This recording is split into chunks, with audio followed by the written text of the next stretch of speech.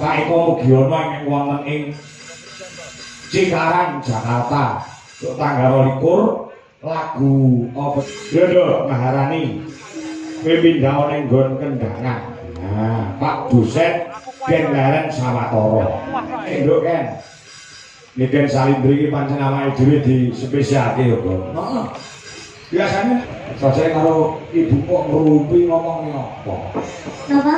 Ngomongnya apa? Ngomongnya niki lho, Pak. Mas kalau panitia ijen sip tenan dina iki, Pak. Ngapa sih perkara apa? Mata saya itu jadi melek-melek ini, Pak. Gara-gara lho, Pak. Enek pentol, enek kotaan, enek sego botok, terus enek jeruk, anggur, susu. Terus diparingi kru. Ularmu kayak apa?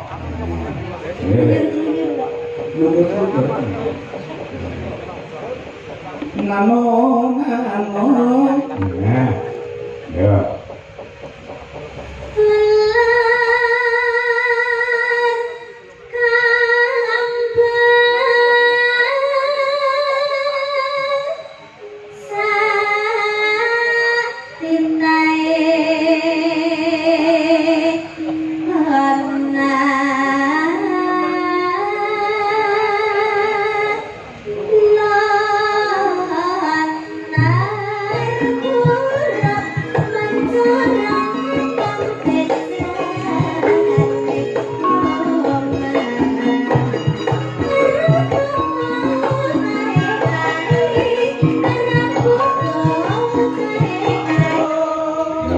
Tendangan barang lho bakoh ya iso, piye kan? Iya, Pak. Talentane duwe jolaras kaya ngono kuwi. Dadi apa-apa ki serba bisa. Engko sendiri ya iso joget, yoga, lanang-lanang beda. Nah, mulai ngendang wit umur piro, Dok? Haryono. Anu haran. Kalian kelas 3 SD, Pak. Kelas 3 SD pun ngendang. Ayo. Pak Haryono, aja ngopi kok. Golek ning ayo. Piye pendapatmu tentang pengendang wedok siji iki? Iya, ayo. Luar biasa, Mas.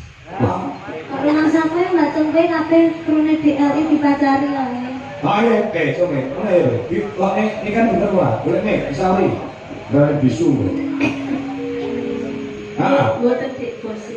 Oh, sih. Isi tenangnya para dino. Iya toh, Mas.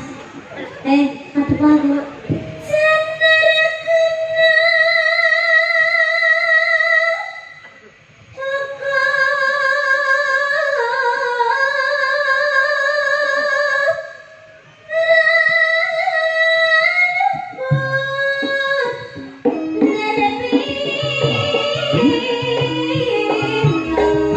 Bayarane double sok tanggal 22. Iki mau sak durunge awake dhewe metu ana tari-tariane iki mau jenenge apa? Gambyong Mudatama. Wah, Gambyong Mudatama. Ya. Gambyongnya agak-agak ya, Tru. Nah, Maneka Warna. Ana Gambyong PKJT, ana Gambyong Mari Kangen, Gambyong Parianom dan lain sebagainya. Nyatane kaya ngene iki ditrepne ning wayangan kok ya penak. Lah iya. Watone sing dene iki iso oron, Bro. Oron? Iso kabeh. Ora mung ketembangan perkara sing klasik, sing modern, ning uga iso nari sesuai dengan alunan kendang. Dadi kendange gak kuwi yo mega-mega. Oh iya.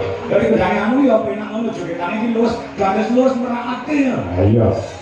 Ini membuktikan bahwasanya sinden duit jolaras Indonesia ini siap tempur.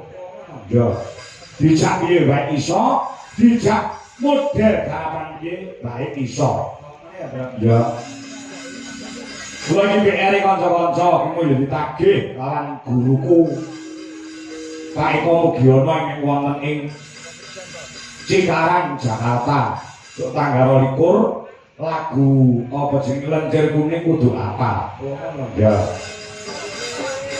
Lah iya ta, nek mung di KPR basa lagu-lagu lek kanca-kanca iki kaya ngono ki apa ta gaweane to panganane to. Oh, ngono ya. Mas Garek, apa to? Isih Ngabyantara sowan. Ana daleme panjenengane Bapak Sugiyanto Pak RT, uga Bu Yayu ngerancang wonten Mantingan Kabupaten Ngawi. Oh, sing dituju ya awake dhewe, Bro. Oh, ngono. Walaupun ditalani dalang A, B, C, D, E, F, G alibasane wis ora kengguh awake dhewe sing dinuju ana mlenging kabu ingin kudu bisa dadi asrama menghibur masyarakat dalam rangka pernikahan dari Mbak Ayu Nadia so Mas Irfan. Oh, maaf ya. Matur sembah nuwun peparingipun rejeki panjenengan Pak Sugiyanto saha Ibu Yayu.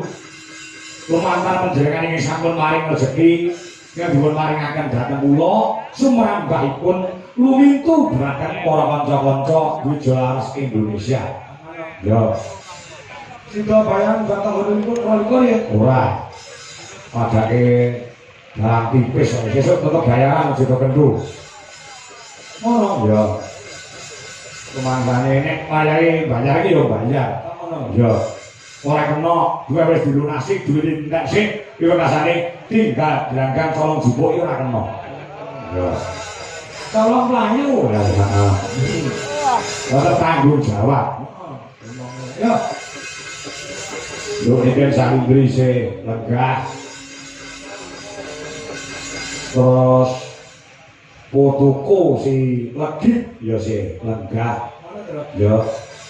Para pandemen budaya ya sih akeh sing do parinarak lho kayak ibu-ibu sing do lenggah ya sakmono kae cek do keblat mirsani keblat ing atase biasane nek wis ngancik jam 2 gek wanci goro-goro iki sing nonton wis entek resik ning nyatane bengi iki isih komplit isih keblat sing do umon kula kanca-kanca awake dhewe dikancani meneh kanca-kanca Wijolaras Indonesia tepuk tangan buat para penonton yang masih lenggah masih hadir pada malam hari ini. Saya tahu, kowe aja kegedean sira. Ngopo? Sebab apa penonton kok jek komplit nganti gara-gara nonton wayang delok nikan. Kemasane ndelok dapurmu. Ayo. Ya. Coba sih. Mau sore mau rong sempat ngetokne sing klasik-klasik, Bro. Heeh. Ya. Pokoke kalau mangsa sing mirsani nganti ngancik goro-goro iki para mini sepuh. Mula disuguh lagu sing berbau klasik. Oh, ngono. Ya. Sing kembang sapa? Anak wedok. Sapa? Ini kan Salindrino. Apa rumangsamu? Iki kan Salindri sing diapali mung lagu-lagu sing dangdut campur-sari. Oh, tidak. Ora. Lagu-lagu klasik ya oke, lagu klasik-klasik ya dipangan, Bro. Ning aku njaluk utawa request apa? Sing ngendang pengendang wedok ya ki Mbak Angelia Maharani. Oh iya. Wedok ya sing ngendang. Aku marahi dititipi dhuwit. Oh, ngono. Saka panjenengane Ibu Lis Maksum yang mapan online Den Haag Belanda. Oh, ngono. Ora karo yane iki mung patek isuk, Bro. Oh iya, mergo wektune iki jarake beda antara kene karo Londo. Oh iya. Ya do, Maharani. Kowe pindah ning nggon kendangan. Nah, Pak dosen Denlaren Sawatara.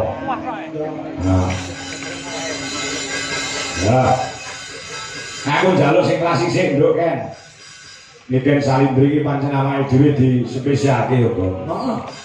Biasane nek melu jalan liyane no bar mingguan kuwi langsung mulai terus. Heeh. Nek untuk awake dhewe dan Wijolaras Indonesia dhek gelem nganti rampunge goro-goro. Ini adalah hal yang sangat luar biasa katresnane Niken Salindri yang kanca-kanca Wijolaras Indonesia. Saya ngono. Ketemu neh karo Niken kapan? Jane tanggal 29 ning Niken ra iso. Oh, Niken ra iso.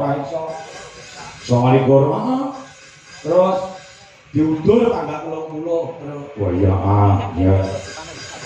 Terus mengko ketemu Niken meneh tanggal 9 Desember. Wah ya, orang Kediri. Yang Kediri. Ya. Ya dok Ken. Selamat pagi Jayu. Pagi Pak. Ya, wis ngantuk kok. Dereng. Oh, saja karo ibu kok ngerumpi ngomongnya apa? Napa? Ngomongnya apa? Ngomongnya iki lho Pak, Mas kalau panitia ijan sip tenan dina iki Pak. Ngomong sih perkara apa? Mata saya itu jadi melek-melek ini Pak, gara-gara lho Pak, nenek pentol, nenek kotaan, nenek sego botok, terus nenek jeruk, anggur, susu, terus diparingi kerupuk, terus jangan lengkap Pak sajane Pak. Nah, ini sing jenenge gupuh lungguh karo suguh iki ditindakne karo jane Pak Dianto Pitik. Terima kasih ya untuk Pak Dianto. Mohon dalam rangka panganan, ngombe, konsumsi rokok. Minggu ngomben awake dhewe iki entek akeh banget lho, Kan. Nggih, terus Monggo nalika jaman kerja Bapak, ora diperhitungkan. Lah, sakupamane sesuk bar wayangan aku ditimbali karo Pak Dianto, Mas Kakok, iki ganti wayangane rampung, nuwun sewu nggo hitung-hitungan malih. Niki nggih rokoke kanca sampeyan sing cacah wonten 50 sementen, nggih wedang sementen, mangan sementen, jajan sementen, nuwun sewu duwite panjenengan kula suda sementen, nggih konsumsi. Ngono iki lek tegel ora apa-apa lho kan ngono kuwi. Lah tegel ora apa-apa. lah, mosok nggih ngoten Pak. Ya ora. Mergo apa? Kendane Pak Dianto nglungguhi dadi wong Jawa. Jawa, wong Jawa iki nek ketekan daya kupuh lungguh karo suguh, ya ta? Terus Heeh. Ora lokak bakale. kebak. Oh ya, ya. Aja nanti wong Jawa kalau perhitungan ke wong Cina ya Pak. Betul, betul, betul. Wong Jawa aja ninggalke Jawane. Anu bang apa ndek? Apa Pak? Anu bang apa? Jenengan sering apa Pak? Lah ular kambang iso. Ya, jineman iso. Iso ta? Apa jenenge? Nah, ya pengendange Pak Kangko Wedok. Nggih. Nah, iki menjane Pak Dalang Simon, Nggih. Sragen. Kene ngono Pak Simon. Kula Lho, Pak Dijo karo Pak Simon. kasih mali. Kowe tak apusi lho. Pak Simon. Oh, jenengan ta Pak? Nggih Pak. Nah, Pak Simon kuwi dalang ning Sragen, kowe tak apusi sing dalang aku nduk, jebule sing dalang Pak Simon. Ono ta? Ya coba. Jineman apa nduk? Ular kambang. Jenengan ular kambang. Ular kambang, bocah ulure kaya wong siap ya. Nah, ngene apik, iki ana dhuwit 200 saka bulis masuk Look Angel ya. Ya. Ya lho. Kan, ularmu kaya apa?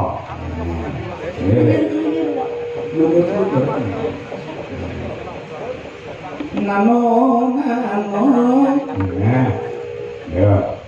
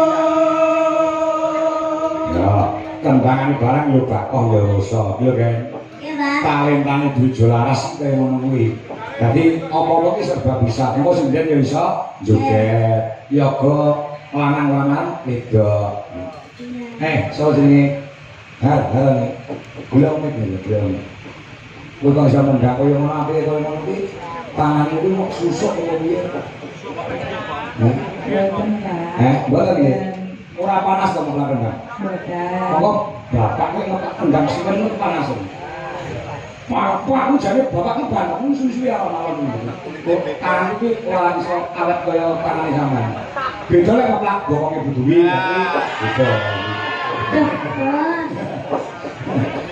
ayo ya ini wis tangi ayo ya ini wis masak ayo ya ini wis cetek geni lha iki ora tuaku mulai ngendang wis umur piro Nduk hari ono anu harane Pegawai kelas 3 SD, Pak. kelas 3 SD pun ngendang ayo ono aja ngopi kok golek ayo piye pendapatmu tentang pengendang wedok siji iki lho iya ayo Luar biasa Mas. luar biasa nih berarti ngono apa Nggih biasa di luar. Tegesane kok teng jaba niku sinau kendang niku wau ngoten. awak dhewe selaku dadi wong tuwek-tuwek marep ya Pak ya Karena kan tundungane. gimana piye Nggih muga-muga cita-cita niku saged tercapai ngoten. cita-citane apa to ingin apa to Rabi niki, rabi. Boten. Oh boten ta. Boten. saiki wis kuliah wis lulus lho Mbak Dereng semester 7, Pak. oh semester 7 pitu muga-muga untuk pitulungan Gusti Anu dititipne Pak Don iki mawon titikne. ditene piye maksudnya Maksudnya nggih kersane dipun didik kersane lari menika saged tercapai menapa cita-cita nipun. wong dosene karo Pak Dodo kuwi ya Nggih. dosene wis ndang ya Nggih, Pak. Pak Dodo kuwi lek nang kelasmu lek mulangno galak wae Galak banget, Kak. oh galak piye Anu, Pak. Nggih, Pak, ulatane boten penak, Pak. Ini berarti kalau omah kerah karo bojone. Boleh ngajari ngendang, kamu sih ngajari ngendang ya Pak Dodo piro? Nggih, Pak. Boleh ngajari ngendang kok mburi kok ngarep. Je. Nek ngajari ngendang kok mburimu kok ngarepmu. Pinggir, Pak. Ditakoni tenang kok. Pak Dodo kan saged bolak-balik. Saged bola-balik berarti kok ngarepmu. Oh, Pak Dodo ki bola-balik gelem lah bae. Maksudnya kendangin ini. Lah iya kendange. Nggih. Lah iya, lah rumah kamu apa? Nggih, boten. Yo boten piye lho aku ngomongnya kendang kok mau. Sing pikirane kotor ki awakmu kuwi aku ngomong kendang lho. Nggih, Pak. Ampun. Nah, iya. Kerasan yo melu dijelasin Indonesia. Nggih, Pak. Alhamdulillah. Sama bareng bis Amor Yoko mau bareng Heris Amor ya. Dari bis, Pak. Bareng bis kok ora bareng Heris nopo? Heris iki gone wong wedok-wedok, lha malah bareng Heris wong lanang-lanang. Dicutat niku, Mbak, ini lho, Pak. Oh dicutat. Oh lek ngono iki lek segaman ora aki sinden kalah saingan yo ngono kuwi model. Iya. Saya Pak Yan nggih. Saya pe. Sampeyan saya omong ya. Anu saya pe. Saya iki kok. Saya itu rapi. Bapak. Bareng ae kan. Jangan apa-apa. Saliyane ngendang sing mau kuasai apa? Har. Saliyane ngendang. Liyane bunang. Garang sak mboten. Garang salah. Dereng, Pak, dereng belajar. Suluk-sulukno iso. Boten, Pak. Wis sekali-kali kita mau sulukmu.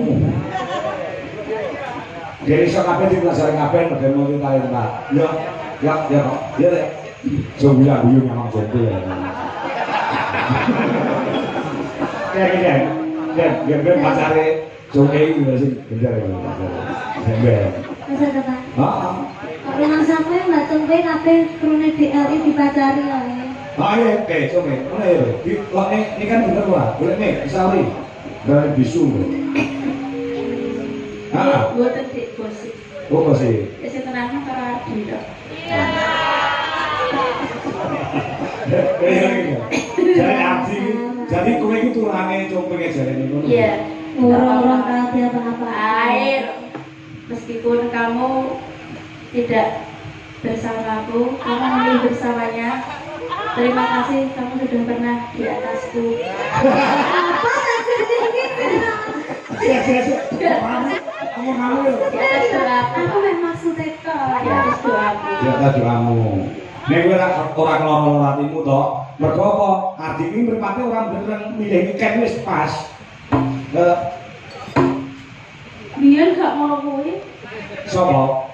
Adi Oh, saurunge ikan mlebu ra ngono kuwi ya karo kowe. ora. Ya, piye dhisik saurunge ikan mlebu piye karo kowe piye? Biar aku bareng bis. Heeh. Gerayang kombur. Iya toh Mas. Aduh. Mana? Tapi lo kapan gila? Yo, saiki saka sing ayu, iya yo.